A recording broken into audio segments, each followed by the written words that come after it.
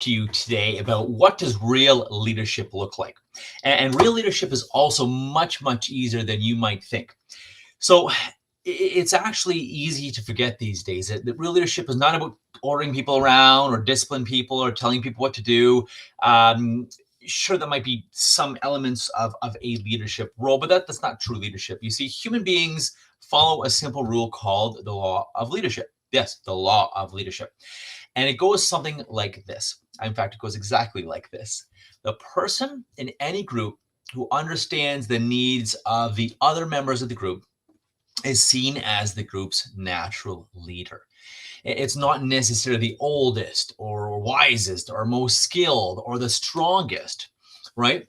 So, in other words, when people feel understood by you and they feel you're looking out for their needs and want them to win and succeed, they will naturally support you. They'll naturally stick with you.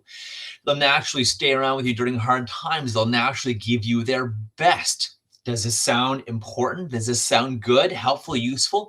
Yes, because it contributes, of course, to the bottom line. It contributes to you to living your mission, living your purpose, helping people perform, helping people win, helping people succeed, making you look good, making you win, you succeed, making you make more money and fulfill a purpose, right? So again, it's really the person that understands the needs of the other members of the group, like I said before.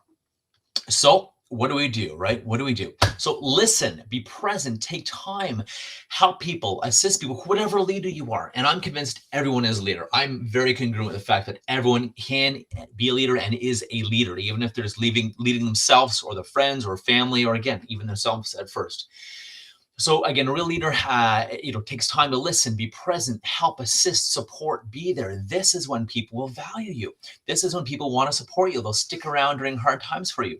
Saying, I don't have time for that, however, is like a business person saying, I don't have time to maintain my business relationships, right? That is your business. Business is just a collection of relationships.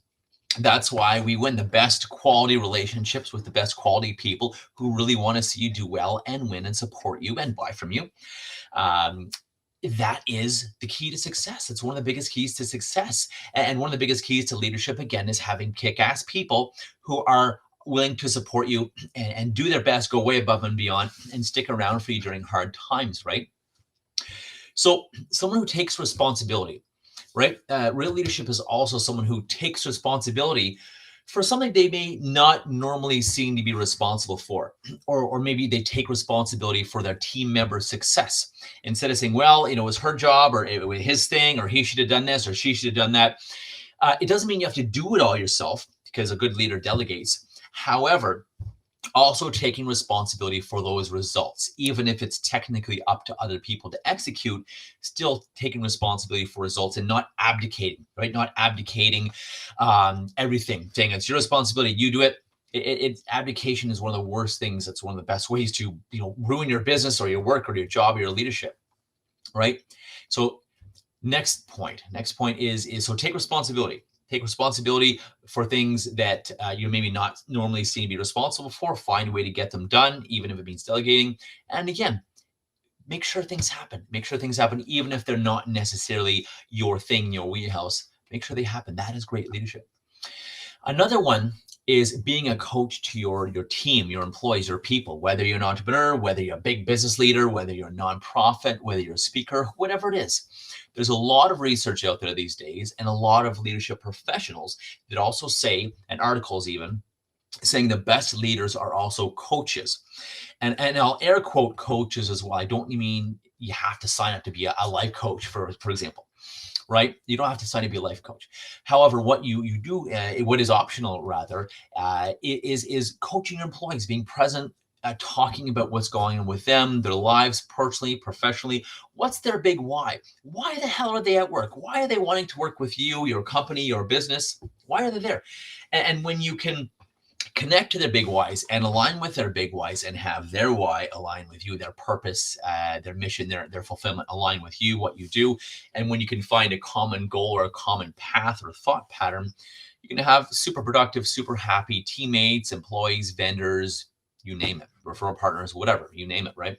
So being a great coach, because remember that professional problems are actually personal problems in disguise, right? So again, be a great coach to your employees. Talk to them, listen to them. And the whole, I don't have time for this. Well, that is what makes them successful. That is a massive ROI if you can help and coach your employees versus just doing all the busy work and the bullshit that often gets, into our days, into all of our days. The busy work, the BS, the being torn, the last minute fires. That's not what makes us successful and win more clients or get promoted or make more money or fulfill our passion.